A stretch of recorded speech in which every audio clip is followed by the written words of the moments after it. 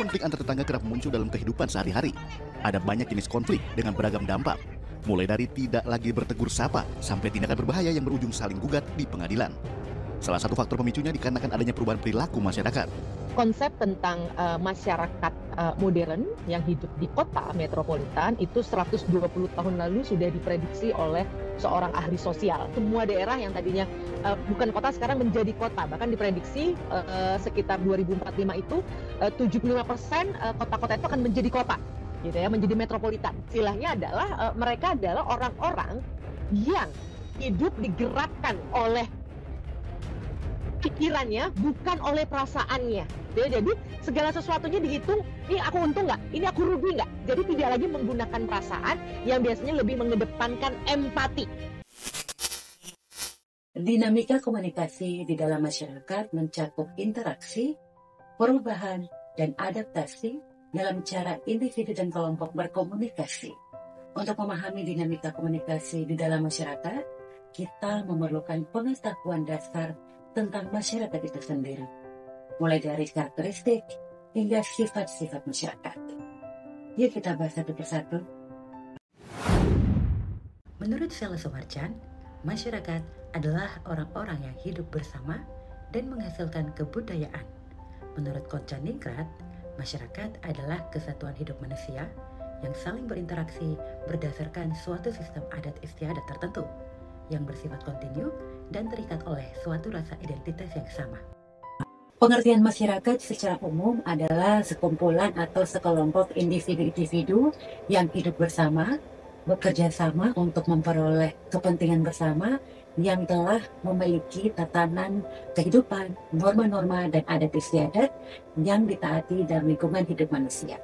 Selain itu, kita dapat memahami dinamika komunikasi dalam masyarakat melalui lensa teori kelompok sosial yang dicetuskan oleh Ferdinand Tönnies. Ferdinand Tönnies adalah seorang sosiolog berkebangsaan Jerman yang mengembangkan teori mengenai kelompok sosial dengan membedakan dua tipe utama, yaitu Gemeinschaft dan Gesellschaft.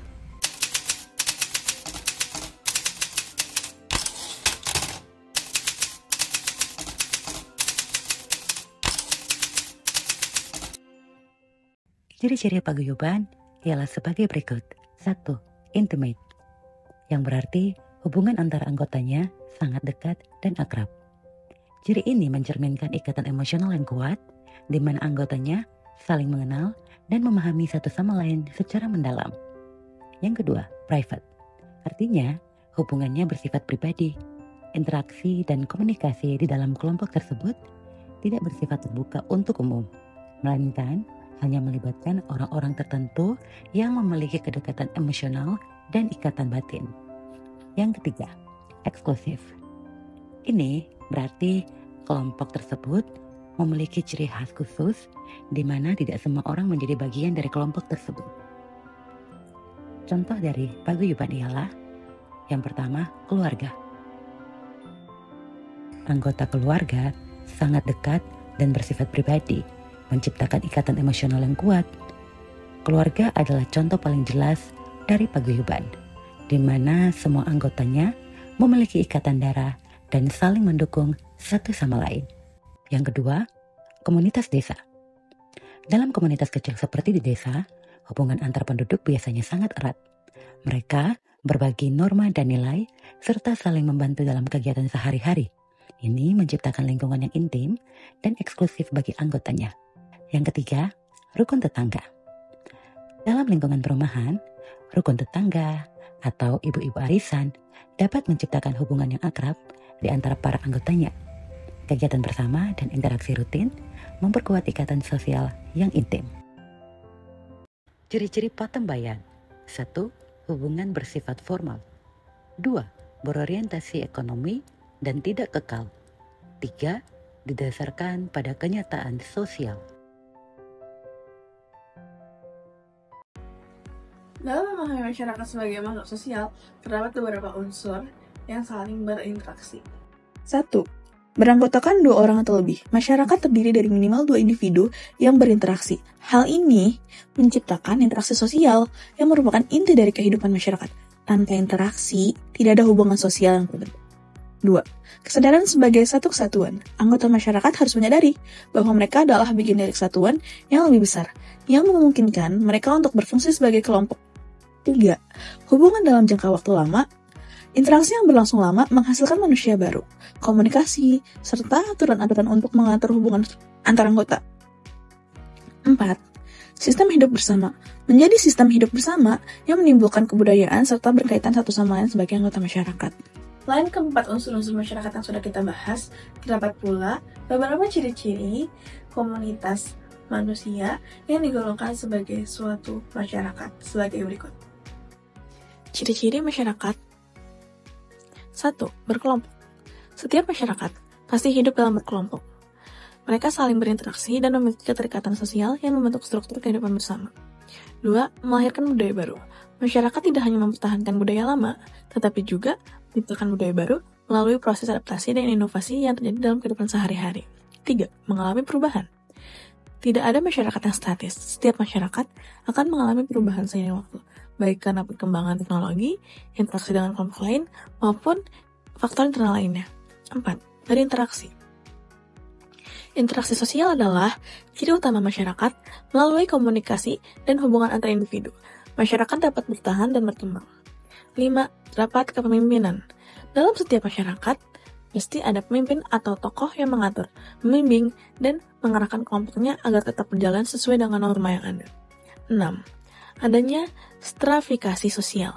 Masyarakat memiliki sistem stratifikasi atau lapisan sosial yang membedakan individu berdasarkan status, peran, atau kedudukan mereka dalam kehidupan sosial. Nah, teman-teman, pembahasan kita dari awal terkait pengertian, tipe kelompok sosial, unsur-unsur hingga ciri-ciri masyarakat ini menjadi menarik untuk kita observasi di lingkungan sosial di sekitar kita, di mana pastinya kita akan bertemu dengan kebiasaan-kebiasaan masyarakat yang juga pastinya unik-unik. Kira-kira kebiasaan masyarakat Indonesia apa aja sih? Kebiasaan masyarakat Indonesia itu salim kepada orang yang lebih tua, terus mengucapkan salam. Nice. Apa saja kebiasaan masyarakat Indonesia? Masyarakat Indonesia, kebetulan saya orang Jawa, kayak saya kita ketemu, kita bersalaman, berahmat sama. Kalau ketemu sama orang tua, kita sujud, sungguh, lagi bisa saja. Itu kebiasaan. Bisa dikatakan biasaan, bisa ya, mungkin masing-masing orang juga beda. Oh, masing-masing daerah beda-beda ya? Masing-masing daerah, masing-masing orang juga beda.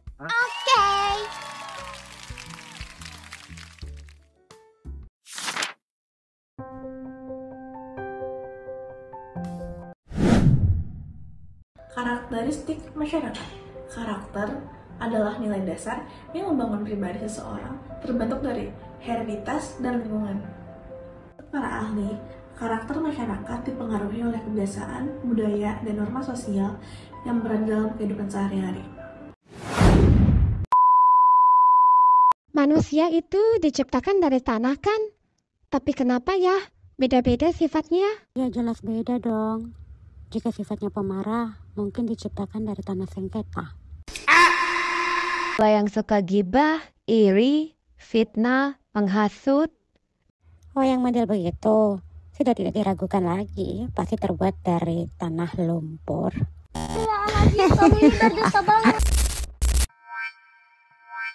Sifat adalah dasar watak atau tabiat yang dibawa sejak lahir dan menjadi ciri khas seseorang atau sesuatu. Sifat-sifat dari masyarakat itu beraneka ragam. Dalam kehidupan masyarakat, seringkali ditemui banyak kelompok yang hidup dengan cara yang berbeda dari kelompok lainnya. Kelompok ini sering dikenal sebagai masyarakat majemuk. Faktor-faktor yang menciptakan masyarakat majemuk antara lain: 1. Keadaan geografis. 2. Pengaruh kebudayaan asing. 3. Kondisi iklim yang berbeda. Contoh dari masyarakat majemuk ialah masyarakat Indonesia. Masyarakat Indonesia secara demografis maupun sosiologis merupakan wujud dari bangsa yang majemuk. Dan ciri-ciri yang menandai sifat kemajemukan ini adalah adanya keragaman budaya yang terlihat dari perbedaan bahasa, suku bangsa atau etnis, dan keyakinan agama, serta kebiasaan-kebiasaan kultural lainnya.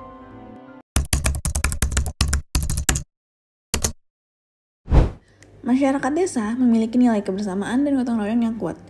Ciri-cirinya homogen dalam mata pencaharian dan budaya. Hubungan sosial erat antar warga bergantung pada sektor pertanian dan lingkungan sekitar. Masyarakat kota bersifat heterogen dan lebih individualistis dibanding masyarakat desa.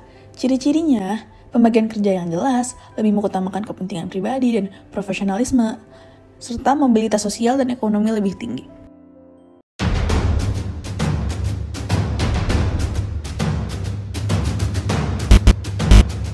Pemirsa, Indonesia dan bangsa-bangsa lain sedang masuk ke dalam era globalisasi. Di era ini apa saja bisa terjadi, termasuk pergeseran budaya. Banyak perubahan yang dirasakan oleh masyarakat. Proses saling mempengaruhi adalah gejala yang wajar dalam interaksi antar masyarakat.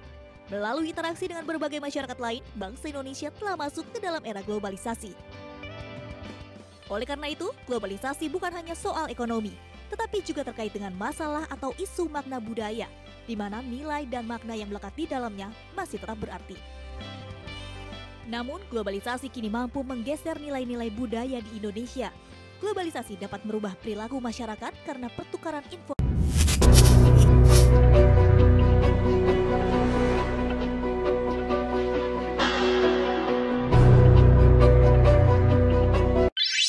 Dampak globalisasi seringkali diungkapkan dengan frasa mendekatkan yang jauh dan menjauhkan yang dekat. Ini mencerminkan bagaimana globalisasi mempengaruhi hubungan sosial dalam masyarakat. Globalisasi memungkinkan orang untuk terhubung dengan cepat dan mudah, bahkan melintasi batas geografis.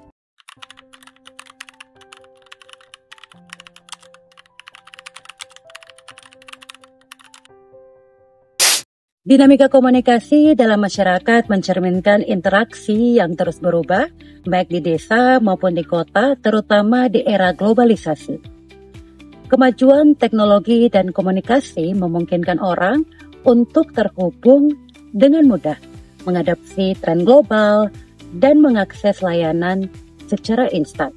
Di sisi lain, masyarakat dituntut untuk terus beradaptasi agar dapat bertahan dalam lingkungan yang terus berubah secara cepat.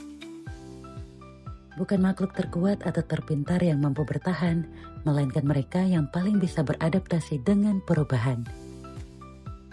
Budaya lama tak boleh luntur. Cakep. Meski dunia makin berkembang. Cakep. Di era globalisasi yang subur, Cakep. budaya asli tetap harus dijaga dan berkembang.